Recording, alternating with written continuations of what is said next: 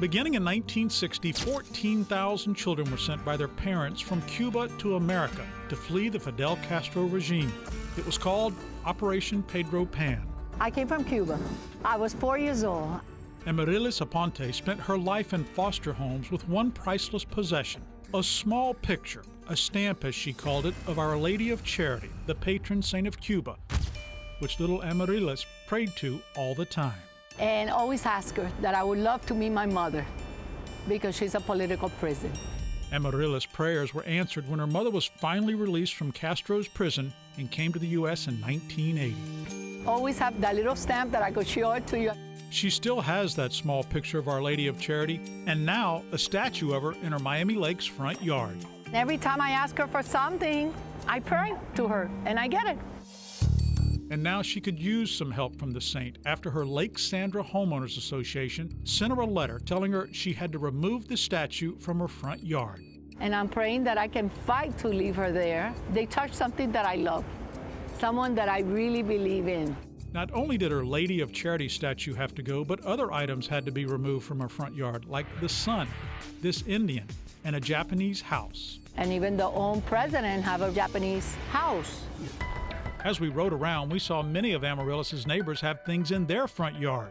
But Amaryllis says they didn't get a letter. And I went knocking door to door, and half of those people told me they got nothing. But I did. Amaryllis is glad her neighbors get to keep things in their front yard, but to avoid getting fined, she removed the statue and everything else from her front yard. They're really picking on me. That irritates her, but breaking her heart, having to take away the statue of Our Lady of Charity, a saint a little girl prayed to get her mother out of Castro's prison. That's what killed me. I believe in it because I came here when I was 4 years old with a little stamp in my pocket. Well, Howard, does Amaryllis have to take down the statue of Our Lady of Charity? Yes, an association can ban statues, even religious statues.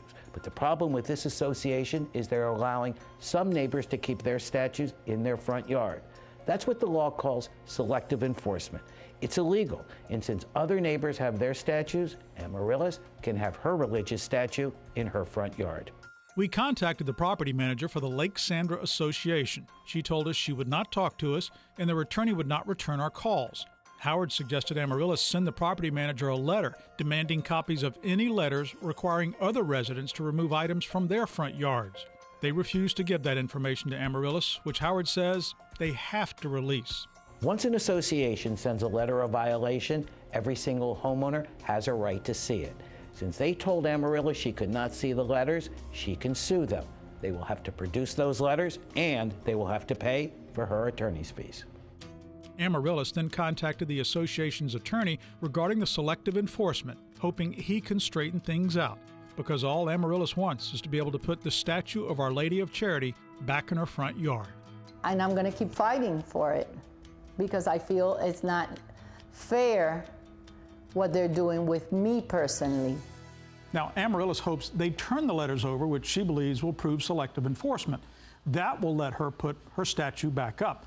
If they won't do that, she'll be looking for an attorney who will try to mediate a solution before taking the association to court over the statue of the patron saint of Cuba.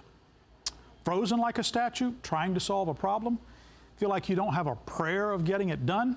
Contact us. We aren't saints, of course, but we're blessed to be able to help you. Well, this helped me, Howard and Patrick Frazier, 7 News.